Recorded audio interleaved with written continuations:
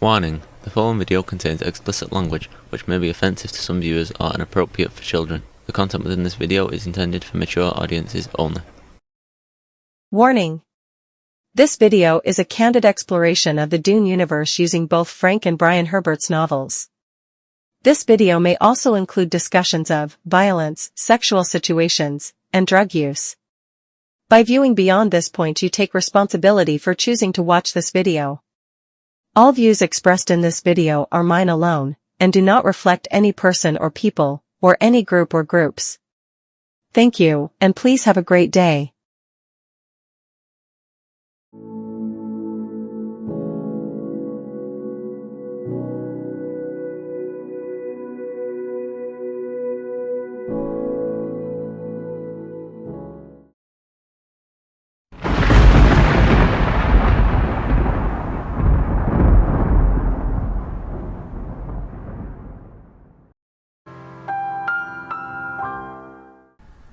Hello and welcome to this video.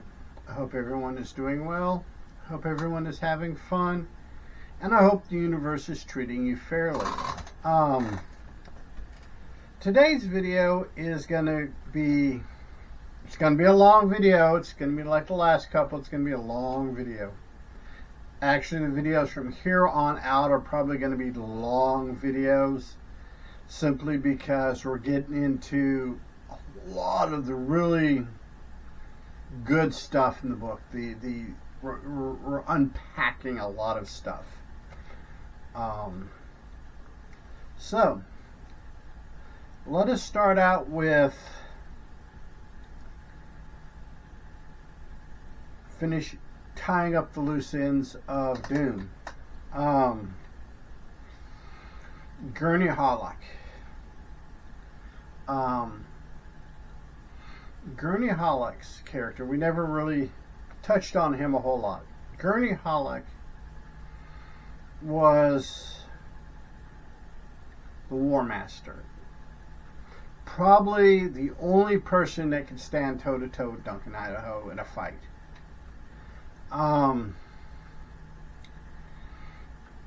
He was beyond fanatically loyal to Duke Atreides.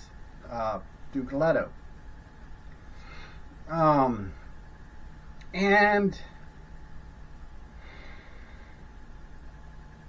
when they came across, they intercepted a message, coded message, they broke the code, it's Harkonnen message, that said there was a traitor in the Atreides household that they would never suspect.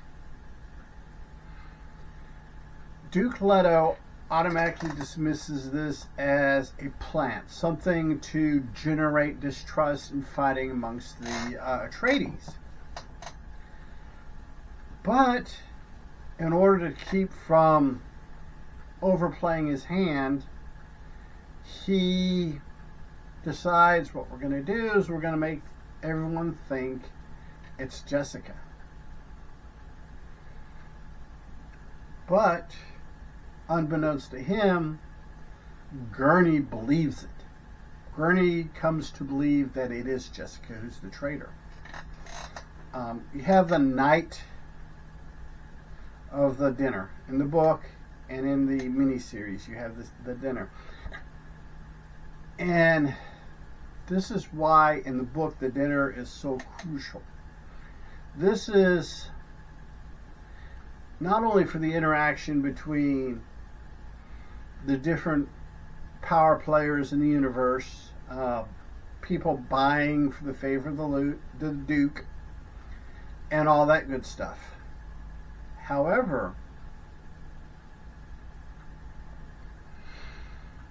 after the party, after the dinner, Jessica finds Duncan Idaho. Duncan Idaho is stupid drunk. I mean, like beyond stupid drunk. And he tells her everything. Tells her that Gurney basically has it in for her. And she's like, I'm not going to worry about it. I'm going to keep an eye on Gurney, but, you know, it is what it is. And she realizes that her Duke, her lover, is probably going through all kinds of mental anguish, pretending that he knows she's the traitor, or pretending that she is the traitor, when all along it's Dr. Yu. We know, the reader, we know is Dr. Yu. He's the traitor. And she feels, she feels bad. She knows, but, she knows, she's like, look, when all this washes out, we'll make it right with Gurney, and not a big deal. Then we have the attack, and Gurney tries to flee the planet, but winds up a spice smuggler. And because of his fighting prowess, moves up fairly high in the ranks fairly rapidly.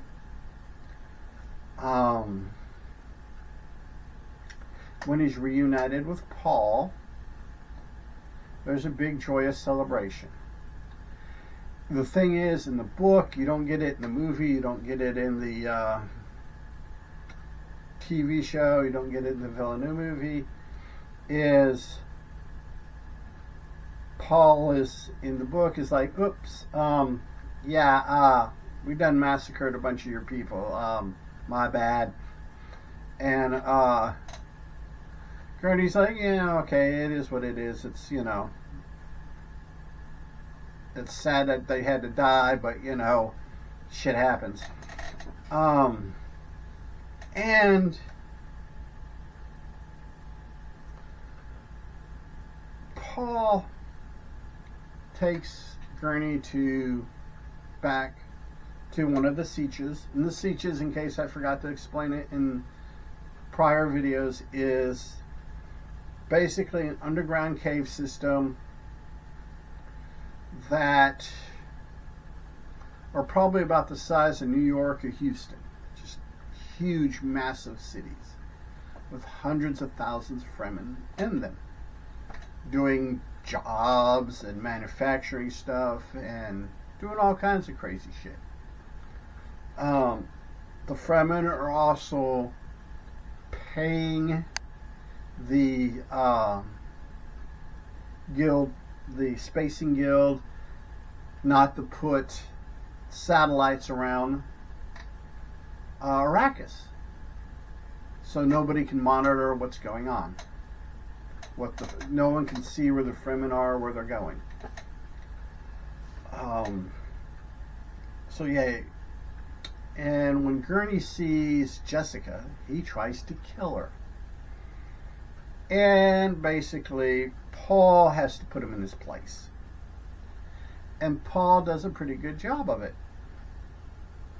But Paul is disheartened by the fact that he never saw this attempt by Gurney on his mom's life, which is one of the factors that leads him to take the water of life and risk death. Part of the problem with this is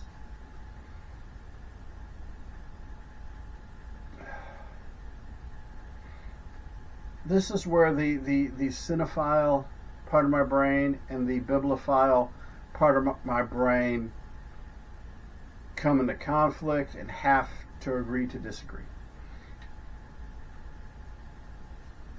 In the book, Chani is part of the priestesses.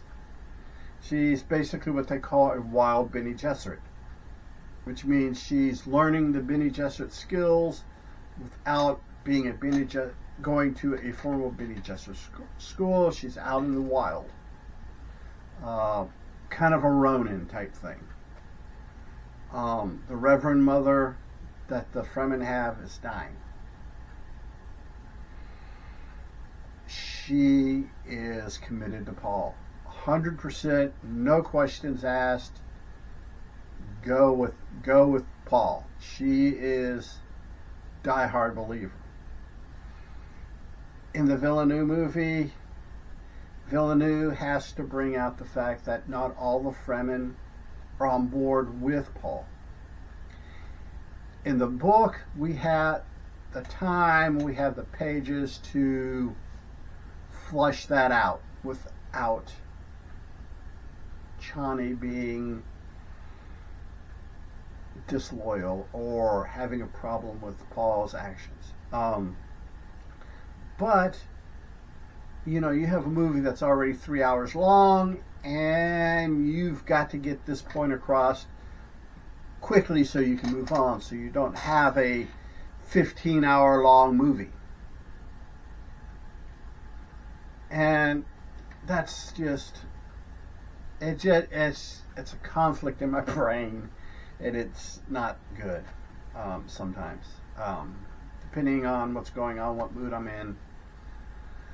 But had to come to peace with it, had to come to terms with it, because it is, the villain of the movies are good movies, and they're good renditions of the book. But so that never happens in the book. But Chani is loyal. We have him transmuting the water of life. Basically, at that point, he becomes the Kwisatz Haderach, the Lisan al-Gaid, and everyone's so happy. They all get high on spice and have a massive orgy. So yeah, it's there are certain things that Frank Herbert felt it necessary for us to know, like spice orgies and stuff like that. But you know, it is what it is. I mean, they're the world building elements for the Fremen culture, but they don't move the story, and the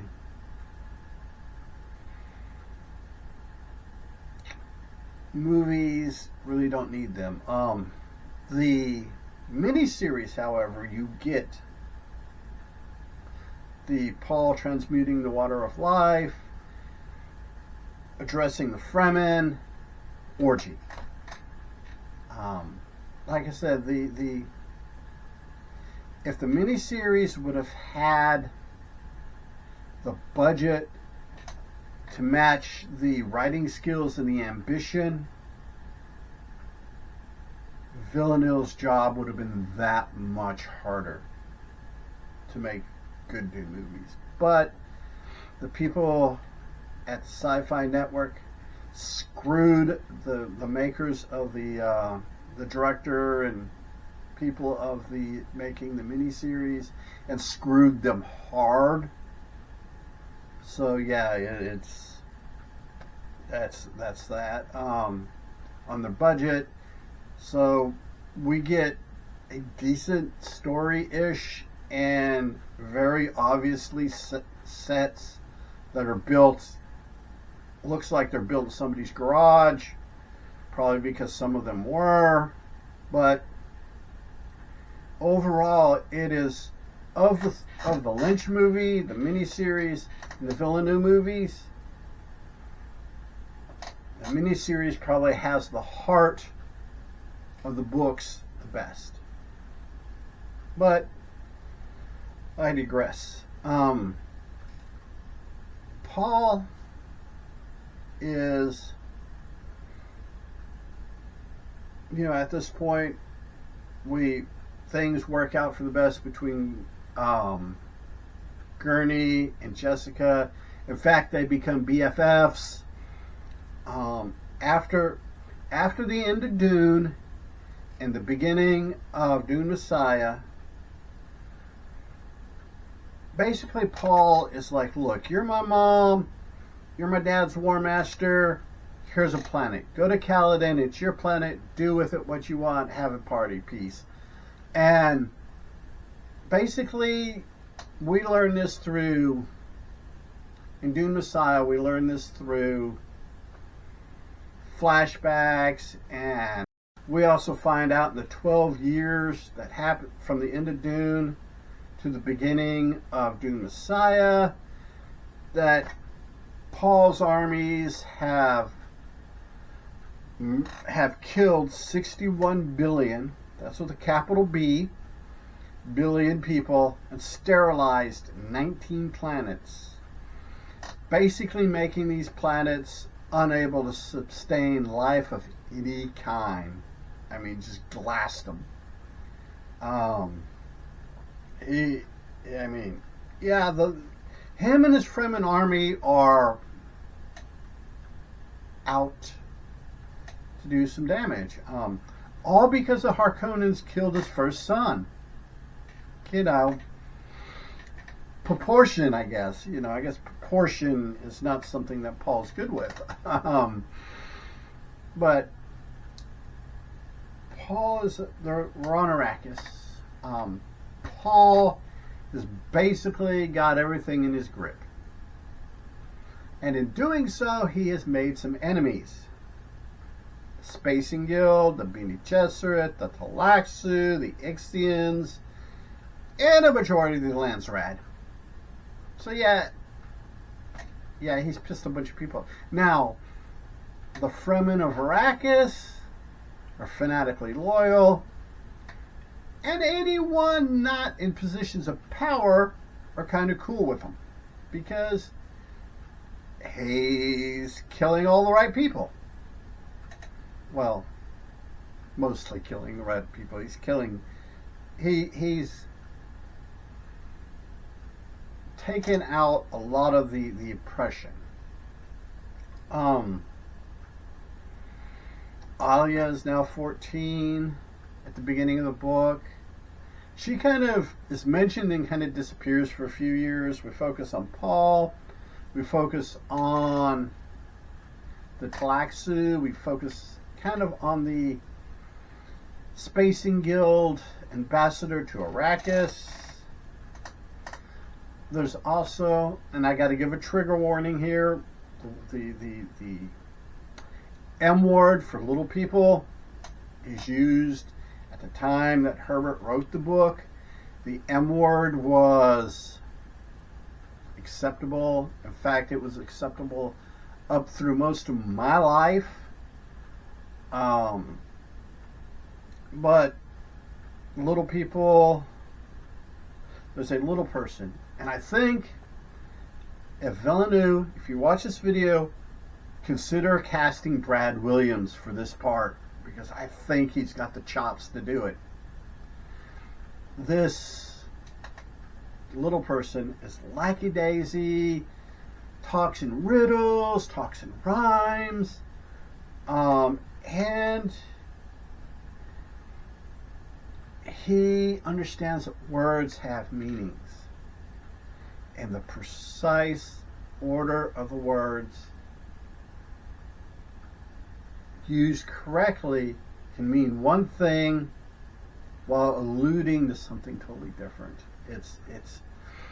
This is some master level writing here, the way Frank Herbert does this character. It turns out that this little person is actually a Talaxu master who's been altered, because in the books they're described as greenish, grayish elves. If elves and hobgoblins had children with big pointy ears, kind of like Spock looking, they're not pleasant. And that's just from generations of being insular and stuff like that. In fact, at this point, nobody has ever seen a Talaxu female, which will come into play later.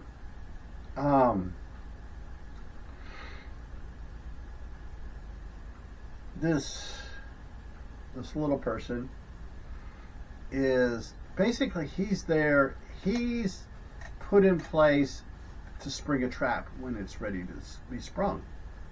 And that trap is a Gola of Duncan, Idaho. Duncan, Idaho's Gola, Okay, the difference between a clone and a Gola. A clone is made with the consent of the donor of the DNA. The DNA is living DNA. And it's made with the consent of the donor. Clones are usually unaltered. They're pretty much a copy of the original, and they know what they are.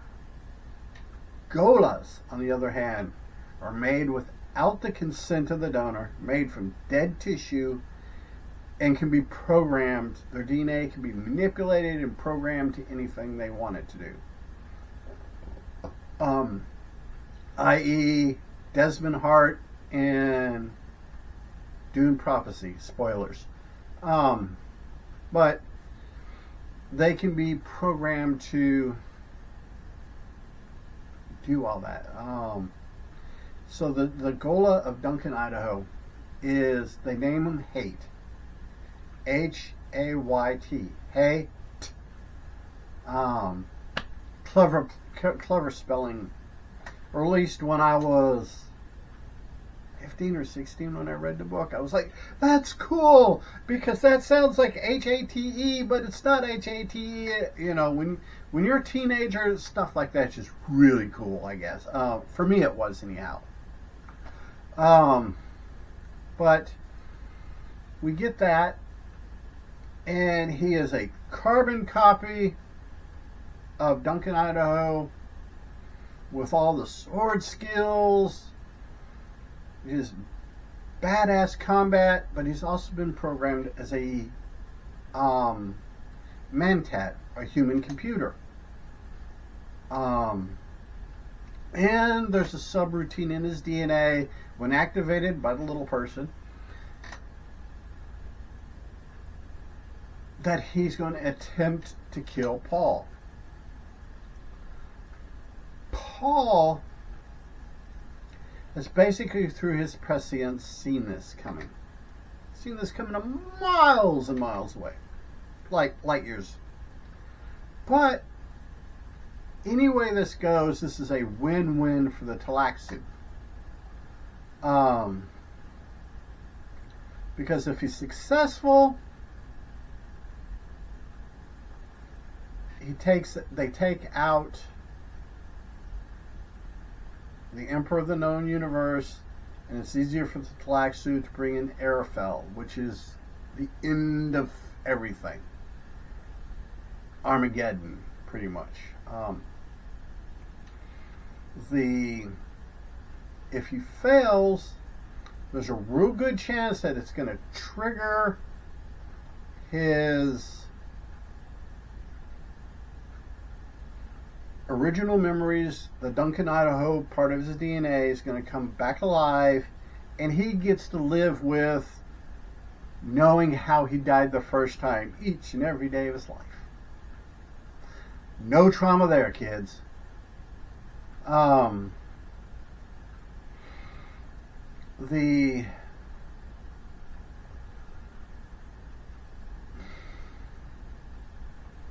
Plus, Paul will get this unwavering Duncan, Idaho loyalty. And when he is triggered, he tries to kill Paul, fails, becomes Duncan, Idaho again. The little person, he's taken out.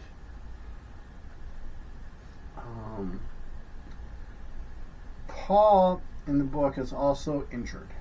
He loses his vision, but through prescience, he's able to still see. He also knows that when Cheney gives birth to their child, she's going to die. So he's kind of cool with Irion sliding contraceptives and stuff into her food. The only problem with that is, once the contraceptives stop, I should say, it's going to kill Cheney. because Irulan has no love for Chani at all. Chani has the "I want a baby bad" syndrome, and so does Irulan. In fact, there's a point in the book where Irulan threatens to cuckold Paul and get pregnant, and Paul's like, "You can have sex with whoever you want to have sex with. You get pregnant, I'm taking you out." That's just the way the universe works. So yeah, there's that. Chani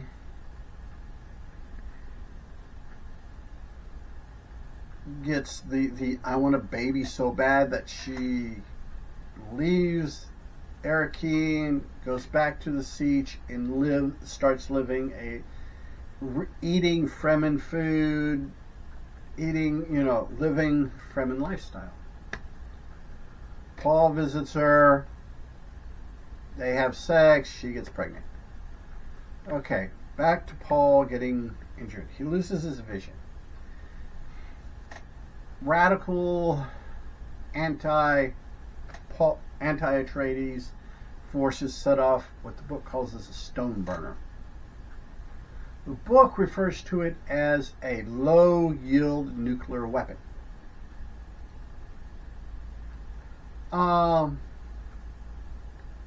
In reality, the description of the destruction stuff is more akin to a very large yield conventional explosion minus the radiation.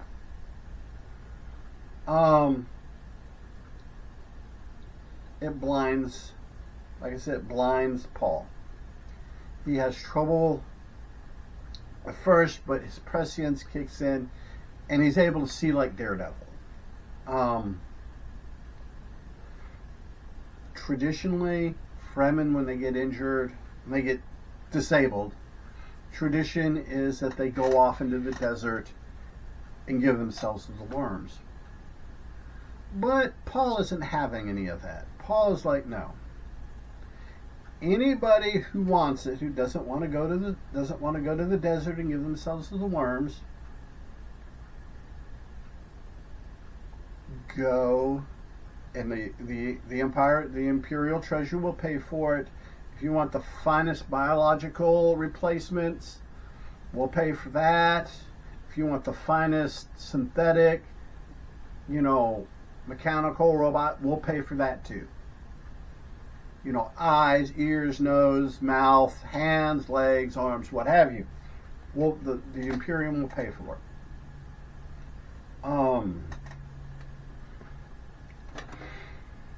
Chani gives birth. She gives birth to 2 kids. Ganima, a girl, and the second Leto the second. By this time, we get the reemergence. About the time Paul gets injured, and we have the whole thing with the Gola. Aaliyah is now 18. Barely 18. And we find a workout regiment and stuff like that. She does naked. We find out that Argola is smitten with her and she's smitten with him. At the point Chani gives birth, she dies, and Paul loses all his prescient vision. Except there's this well done scene that's just really cool in the book to read of Leto the second Leto the second and Ganima are preborn. And Leto lets his father, Paul, see through his eyes because there's an assassin who's getting ready to kill the babies. unless Paul acquiesces to the Talax, signs everything, the Imperium over to the Talaxi. The assassination attempt is thwarted, is nullified, and we go on from there.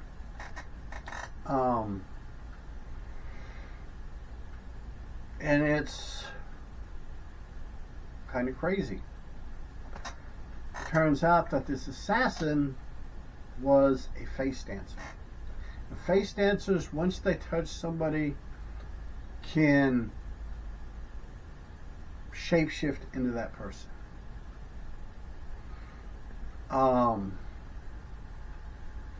And they usually kill the person that they shapeshift into. In fact, this face dancer is so cocky that he killed the person he originally transforms into. He killed the person, cut off her head, hands, and feet so the body couldn't be identified. Then the body was burned, so there's no DNA evidence, but it was left intentionally so the authorities would find it and know there was a face dancer. Yeah, and he infiltrates in through. Paul is left flabbergasted because in his prescient vision he only saw one child and never saw the assassination attempt. So Paul decides it's time for Paul to hit the desert. So Paul goes into the desert. And this is pretty much where Messiah ends. We'll have a 12-year time jump. Yeah, 12-year time jump to... No, a 7-year time jump to Children of Dune. And we'll get to that later. Probably next video, in fact. So, remember to be a good human. Be good to other humans. Peace. Hey, it's 10 p.m. Do you know where your children are?